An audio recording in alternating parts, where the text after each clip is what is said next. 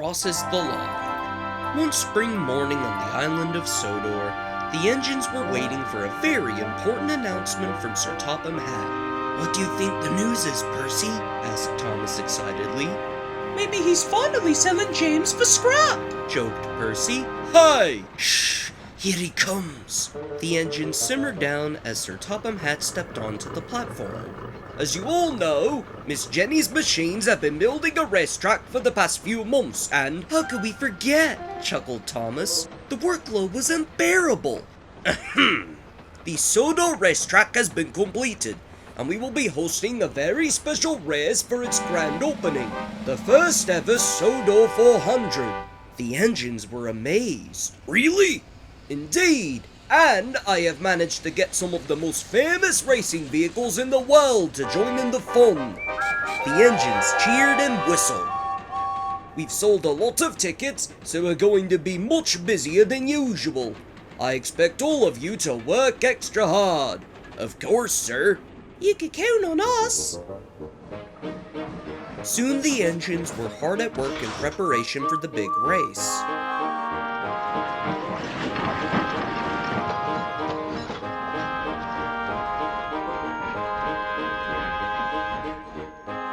Percy was at Maithwaite, picking up trucks full of banners for the racetrack, when a little yellow car zoomed in and stopped right next to him. "G'day, mate. Name's Ace. What's yours?" "I'm Percy. I take it you're here for the race?" "You got that right," replied Ace. "Are you a racing fan?" asked Percy. "Fan? Ha!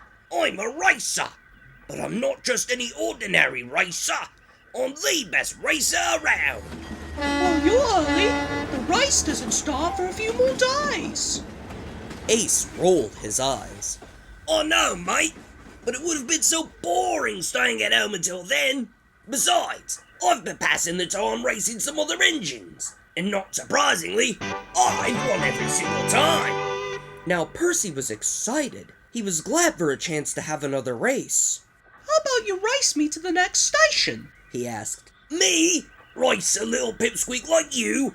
That simply wouldn't be fair, Percy." Percy was offended. "If I could beat a helicopter in a race, then I can easily beat a wasp on wheels." "Wasp? Now that one stung. Oh, you're on then." Percy and Ace lined up. "Are you ready? Go!" And they were off. Percy couldn't go very fast at first, and the trucks were roaring. "Come on! At this rate, we might as well be going backwards." Percy paid them no mind, however. He had remembered the level crossing, and saw Ace get up to the gates as they were about to close. "I'm going to pass him! I'm going to pass him!" panted Percy to himself. But then Ace did the unthinkable and charged through the gates right as they closed. "See you at the finish line, Caterpillar!" Percy couldn't respond. He was still in shock. What on earth is he thinking? That was dangerous! "I don't know, Percy, but we must carry on."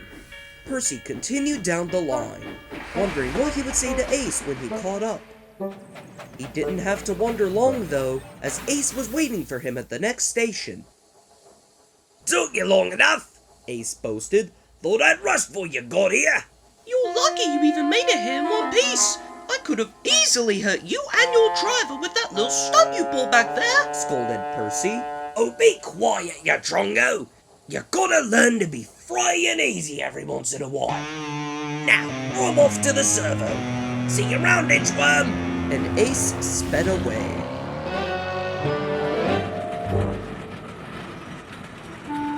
Later, Percy met up with Thomas and James.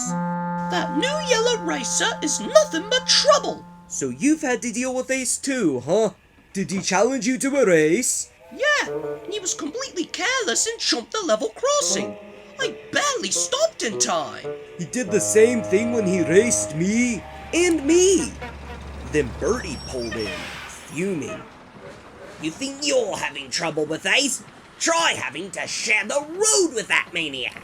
I can barely keep track of a number of times he's disobeyed basic regulations or run me off the road.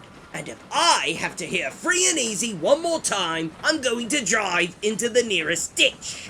Gordon had been in a siding nearby and heard everything.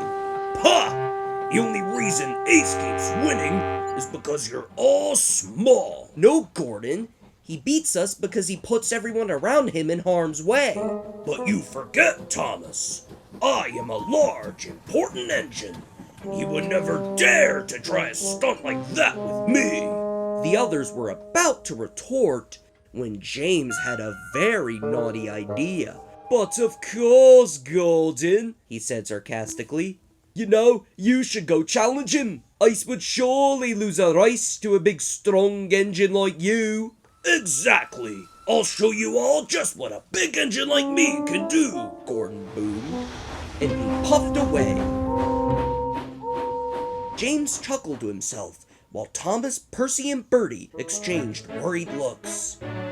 The next day, Gordon was waiting for his express to be shunted when he saw Ace idling nearby.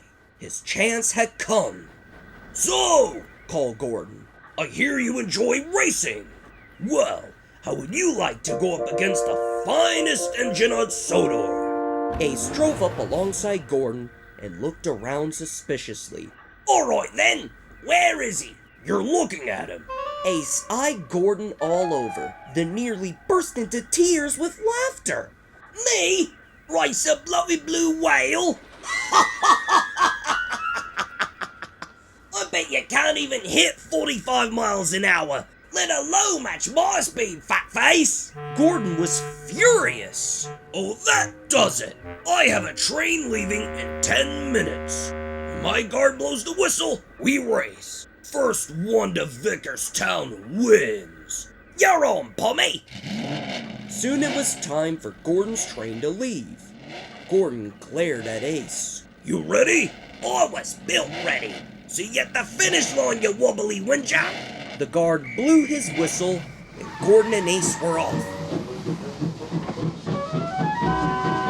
Gordon was going as fast as he could without breaking the speed limit. Hurry, hurry, hurry, he called to the coaches. The two rivals were now neck and neck, but Gordon knew he could pass Ace once he got to the level crossing.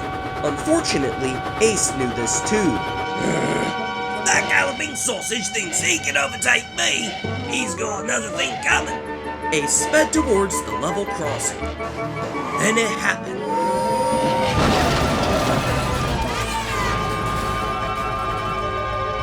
Uh-oh. Gordon's driver ran down the line to call for help. Donald and Douglas soon arrived with the breakdown crane and Sir Topham Hatt, and James came to take Ace's driver to the hospital. While Douglas took Gordon's train to the next station, Donald stayed behind to help clear the mess. As the men began lifting Gordon back onto the rails, Sir Topham Hatt walked up. I'm sorry, sir. I didn't mean to— I don't appreciate you trying to have a race like this, Gordon, and I'll be keeping an eye on you for a while when you return. All the same, however, you had the right of way. Once Ace was loaded onto a flatbed, Sir Topham Hatt had some stern words for him. I've heard about your little stunts, and I am not pleased. I don't know how things are back home, but on my railway, safety always comes first.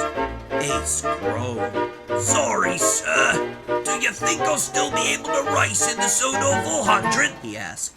Sir Topham Hatt shook his head.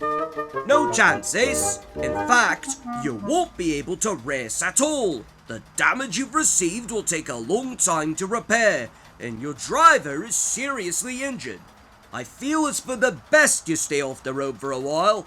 Maybe while you're being repaired, you can learn a thing or two about proper safety procedures. And Sir Topham Hatt left. Once the wreckage had been cleared away, Donald took Gordon and Ace to the works.